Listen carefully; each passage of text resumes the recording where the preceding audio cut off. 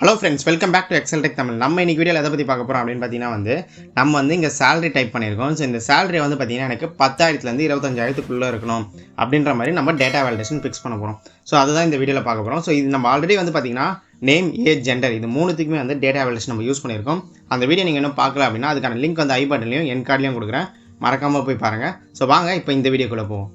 நீங்கள் data validation apply பண்ணோம் அப்படின்னா நீங்கள் செல்லில் அப்ளை பண்ணால் அந்த செல்லை மட்டும் சூஸ் பண்ணுங்கள். இல்லை உங்களுக்கு ஒரு ரேஞ்சஸில் அப்ளை பண்ணோம் அப்படின்னா அந்த ரேஞ்சாக சூஸ் பண்ணிக்கோங்க. நான் இப்போ பார்த்தீங்கன்னா நான் 2 செல்லை நான் அப்ளை பண்ண போகிறேன். அதனால் நான் 2 செல்லை சூஸ் பண்ணுறேன். ஸோ சூஸ் பண்ணிவிட்டு பார்த்தீங்கன்னா டேட்டா வேலிடேஷன் கிளிக் பண்ணுங்கள். கிளிக் பண்ணனே பார்த்தீங்கன்னா உங்களுக்கு அதுக்கான மெனு ஓப்பன் ஆகும். இதில் செட்டிங்ஸ் இருக்கும். ஸோ டிஃபால்ட்டாக பார்த்தீங்கன்னா செட்டிங்ஸில் எனி வேல்யூ அப்படின்னு தான் இருக்கும். ஸோ இந்த எனி வேல்யூனால தான் நீங்கள் செல்லில் எந்த டேட்டா டைப் பண்ணாலும் உங்களுக்கு அக்செப்ட் ஆகுது. இதை நம்ம ரெஸ்ட்ரிக்ட் பண்ண போகிறோம்.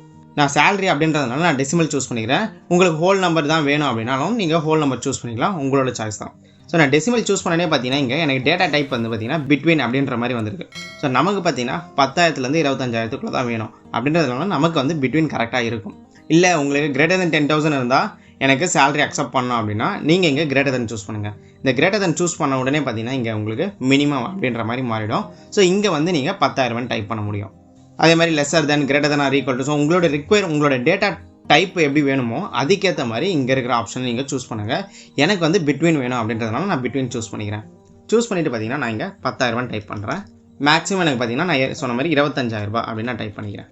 ஓகே கொடுத்துறேன். ஸோ நான் இங்கே பார்த்தீங்கன்னா இப்போது 9,000 டைப் பண்ணுறேன்.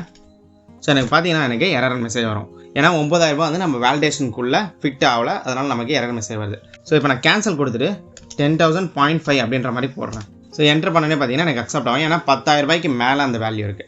அது கீழே பார்த்தீங்கன்னா நான் 99,000 போடுறேன்.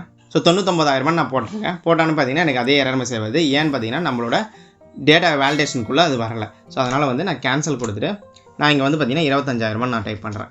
ஸோ 25,000 நமக்கு அக்செப்ட் ஆகும். ஸோ நான் இப்போ பார்த்தீங்கன்னா 2 செல்லை சூஸ் பண்ணி டேட்டா வேலிடேஷன் அப்ளை பண்ணதால எனக்கு 2த்துலையுமே அப்ளை ஆயிருக்கு.